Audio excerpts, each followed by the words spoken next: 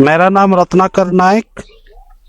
हमारा बीच में सर आए, सर का नाम है डॉक्टर साई भास्कर रेड्डी। सर आए हैं, हमारा एफिकॉर यहाँ 2018 नवंबर से यहाँ शुरू किया गया। तो 2018 से अभी तक क्या क्या एफिकॉर ने किया, उसका वजह से क्या बदलाव हुआ, आपका जीवन में क्या बदलाव आया, उसका बारे में मूल्यांकन करने के लिए आए हैं। सभी को नमस्कार। 2018 से आपके यहाँ ये बाढ़ जो आ रहा है आपको हर साल, तो बाढ़ का नियंत्रण करना वो गवर्नमेंट का काम है।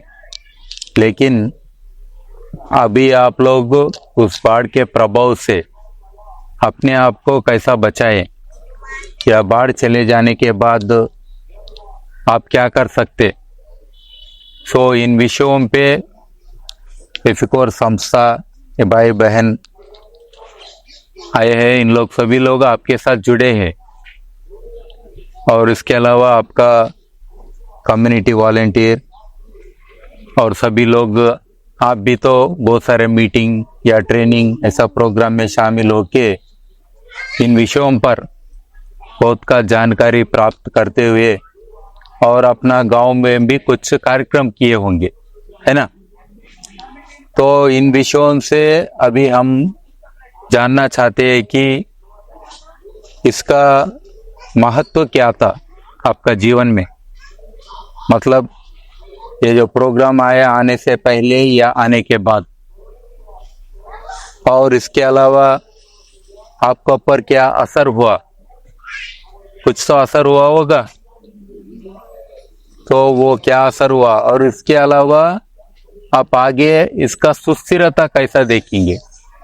सुस्थिरता मतलब अगर एफिकॉर के भाई बहन नया के भी आपको नहीं समझाए तो भी कुछ चीज हम आगे बढ़ा के लेके जाएंगे। जैसा आपके बच्चे बड़े होने के बाद खुद अपने पैरों पे खड़े होते, तो आप भी तो कुछ विषय सीख लिए, इतने साल काम करते करते कुछ आप भी आगे कर सकते, ऐसा हो सकता है ना। तो 2018 के बाद तो कोरोना आया था, थोड़ा आपको मुश्किल भी हुआ होगा, उन लोग आना जाना या कार्यक्रम कोई भी होना मुश्किल हुआ होगा। आपका भी लोग दूर दूर जहाँ काम करने जाते उन लोग भी फिर गांव आ गए होंगे, है ना। काम नहीं मिलता ना उधर, पूरा लॉकडाउन बोले तो इधर ही आ गए होंगे। थोड़ा मुश्किलाते होंगे, 3 साल तो हर एक का पूरा भारत देश में तो मुश्किल हुआ है। फिर भी उसके बाद भी फिर आप लोग फिर चले गए लग रहा है, इसलिए कोई मर्द दिख रहा है नहीं इधर, लोग आदमी लोग नहीं है ना, सिर्फ औरत लोग है। हाँ, तो उन लोग बाहर गए हैं। फिर भी ये जितना भी कार्यक्रम हो रहा है आप लोगों के बल पर ही हो रहा है, महिलाओं के बल पर ही हो रहा है, क्योंकि ज्यादातर आप ही लोग गए और पूरा घर को संभालना और ये पूरा सीखना या खेती का उसमें भी हाथ बढ़ाना, बहुत कुछ करते हैं, तो आप ही लोग कर रहे है ना। हाँ, महिला ही कर रहे हैं। और अपना प्रोग्राम में भी महिलाओं के लिए महिलाओं का समूह होने दो या महिलाओं का ट्रेनिंग होने दो, उसको कुछ सिखाना है, कुछ दुकान लगवाना है, ऐसा बहुत कुछ आपसे करवाए होंगे, है ना। तो बहुत खुशी हुई। मैं 6 है इधर, 6 में से सबसे अच्छा आपके लिए क्या बोले जरूरत था आप लोगों के लिए, कौन सा बहुत जरूरत था आप लोगों के लिए, इसमें मुख्यतः कौन सा है, मुख्य कौन सा है ये इन सभी में से। सब्जी बगीचा लगाना सबसे मुख्य है, या दान बीज का सबसे मुख्य है, या आम का पेड़ मुख्य है, या मक्का का बीज मुख्य है, कौन सा मुख्य है सभी से पहले। अभी 6 विषय बताया। पहले हम लोग को बहुत तो जरूरी है सब्जी, एक जो कि सर लोग बीज दिए थे लगाए, तो घर से जो हम लोग अपना बाड़ी से जो सब्जी खाए थे उस सब्जी से हम लोग को बहुत फायदा हुआ, जो कि बाजार से खरीदना नहीं पड़ा और शुद्ध चीज खाए हम लोग। फिर उसके बाद हम लोग को धान का बीज दिया, तो पहले हम लोग धान का बीज लगाते थे, धान तो जैसे तैसे लगा देते थे। जब सर लोग ट्रेनिंग दिया तो बताया गया था कैसे धान लगाया जाएगा, तो जैसे लाइन पे लाइन लगाए थे तो हम लोग को उपज अच्छा हुआ था, उससे हम लोग को ज्यादा प्रॉफिट हुआ था। जैसे गाय पालन, जिसे कोई गरीब दीदी का कोई भी सहारा नहीं, गाय पालन किया तो वो दूध को तो बच्चे सबको भी खिला भी रही थी और कुछ बेच के अपना बाल बच्चा को पढ़ाने लिखाने के लिए भी उसका काम पे आ गया। और आम का पेड़ तो सर तो बहुत जरूरी है, तो प्रकृति हम लोग का उधर बहुत बाढ़ पानी सब आता है, जैसे पेड़ उड़ लगाएंगे तो उससे हम लोग का बाढ़ पानी से बचने के लिए भी जो करंट सब आता है उसमें से कम हम लोग को यहाँ प्रभाव पड़ेगा, इसलिए हम लोग सोचे काम पेड़ सब तो लगाना जरूरी है। तो बकरी पालन, बकरी भी जो जिसका घर में कोई गरीब वाला नहीं है, विधवा सब जो है कमाने वाला सब नहीं है, उसके लिए भी बकरी यहाँ पर हम लोग सब बैठा करके वो लोग को निश्चित करके दिए कि नहीं उसको बकरी देना चाहिए, ताकि वो अपना घर में जो बकरी होगा बच्चा सब बेच उसको अपना घर चला सके।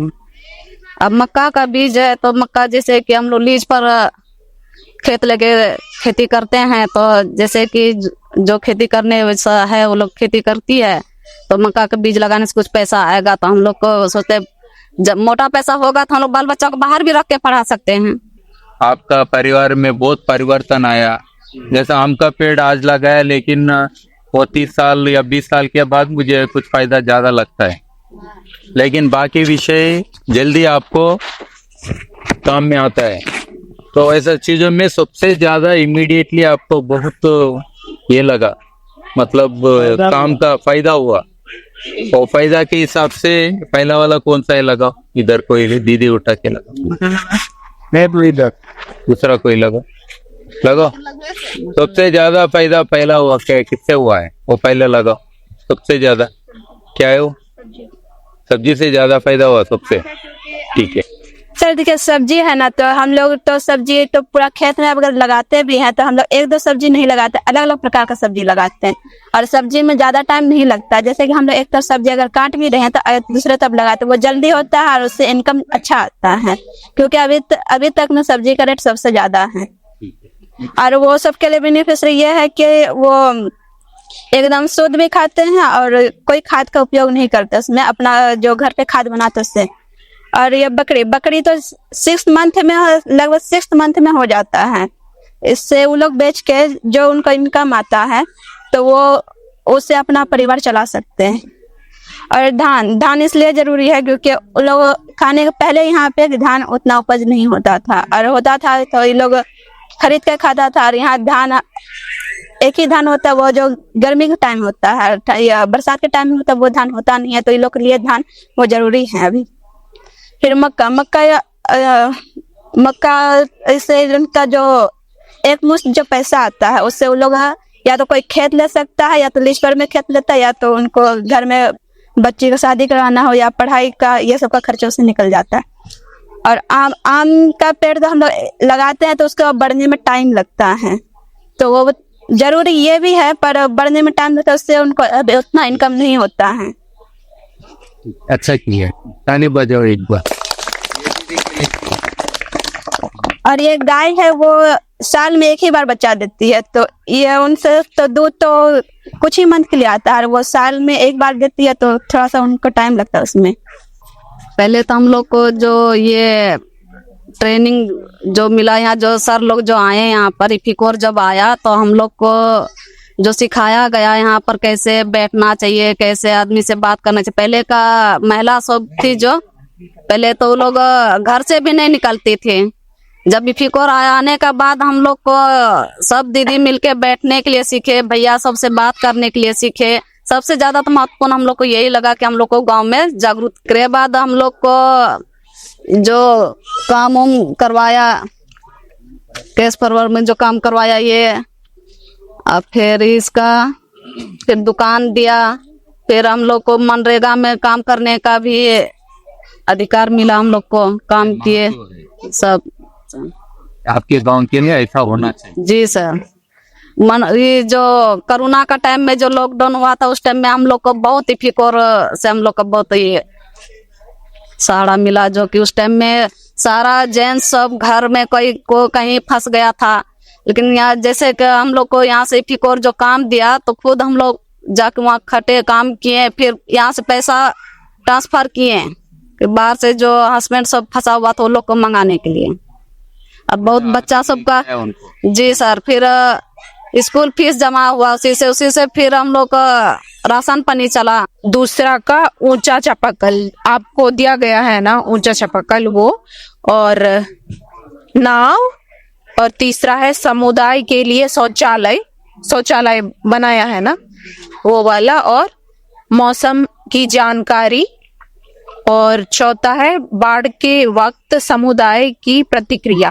तो कोई एक दीदी आके बोलेगी कि मतलब मुख्यतः आप किसको पहले दे रहे हैं, उसके बाद किसको दे रहे हैं, मतलब आपको जो पहला हमको ये मुख्य है करके सोच रहे हैं वो बताइए। अभी बहुत जरूरी था। सर देखिए, पानी आ जाने के बाद कोई फंस भी जाता है तो कोई तैरना जानता, कोई नहीं जानता, बूढ़ा बुजुर्ग सब तैर नहीं पाता, तो उसके लिए नाव बाढ़ का सामग्री तो लोग तो ये लाइफ जैकेट लगभग सब ये सब बिना अपने से कभी खरीद नहीं पाएगा, ये सब ये नहीं होगा। सब महत्व में शौचालय महत्व है, पर लोग तो अधिकतर नहीं बना पाता, सब बाहर ही जाता है। अधिकार प्राप्त की जानकारी, हाँ आपका अधिकार जो है जानकारी है ना आपको। कि जब गर्भवती होती है, गर्भवती माता जानते हैं ना, वो जांच कराती है, उसके बाद ये कहा जाता है कि अस्पताल में जाके ही बच्चा इशू होना है और अच्छा पोषाहार मिलना है ताकि बच्चा तंदुरुस्त हो, ऐसा करके ये बातें कही गई। तो इतने में से, ये सब में से कौन सा आपको ज्यादा महत्वपूर्ण लगा? कौन सा, ये देख लीजिए एक बार, उसमें से सबसे इम्पोर्टेंट क्या है, कौन सा ज्यादा महत्वपूर्ण, उसको 1 नंबर पे लगाएंगे, वो है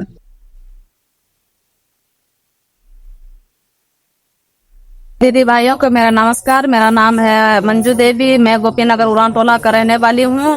इफिकोर आपदा प्रबंधन समिति का मैं कोषाध्यक्ष। तो आपने जब बाढ़ आया तो ये लाइफ जैकेट पहन के आपने क्या किया, बोलिए। सर ये जब इफिकोर ने हम लोग को ये लाइफ जैकेट दिए थे, तो अगला साल जो 2023 में एक महिला यहाँ पर पुलवा के पास डूब रही थी, तो हम लोग ये लाइफ जैकेट पहनकर और नाव लेके हम लोग गए थे उसको बचाने के लिए, और बचा के हम लोग उसको बाहर भी निकाले। तो ये काम लायक है ये पूरा? जी सर। अगर ये नहीं होता तो क्या होता? सर तो उस दिन तो लोग उस महिला को बचा ही नहीं पाते हम लोग, क्योंकि जैस भी नहीं था, इसलिए किसी तरह हम लोग बोले कि जब हम लोग इफिकोर से ट्रेनिंग भी दिया गया था, तो उसी से हम लोग को थोड़ा बहुत जानकारी था, तो बोले कि चलो जब हम लोग को इतना जानकारी है तो किस लिए हम लोग महिला को डूबने देंगे। और क्या क्या दिए आप लोगों का ऐसा और इक्विपमेंट? जैकेट है, लाइफ बॉय है, नाव है, रस्सी दिए गए थे, टॉर्च दिए गए थे। इफिकोर का शुक्रिया अदा करता हूँ जो कि हम लोग को ये सब जो सामान मिला था, हम लोग को जरूरत के समय में हम लोग इसका इस्तेमाल यूज। आप सभी को नमस्कार, मेरा नाम मनोज उरांव है, मैं इफिकोर आपदा प्रबंधन समिति का अध्यक्ष हूँ। और जब से यहाँ पर इफिकोर आया है बहुत बदलाव हुआ है। इफिकोर के द्वारा हम लोग को आपदा से बचने के लिए नाव मिला है, शौचालय मिला है, और यहाँ खेती के लिए बीज भी मिला है। किसी को सहयोग को गाय दिया गया है, बकरी दिया गया है। बहुत बदलाव यानी कि हुआ है यहाँ। तो आप क्या कहना चाहते हैं इफिकोर से? मैं इफिकोर को चाहता हूँ कि और कुछ साल रहे यहाँ पर, तो और विकास होने की संभावना है।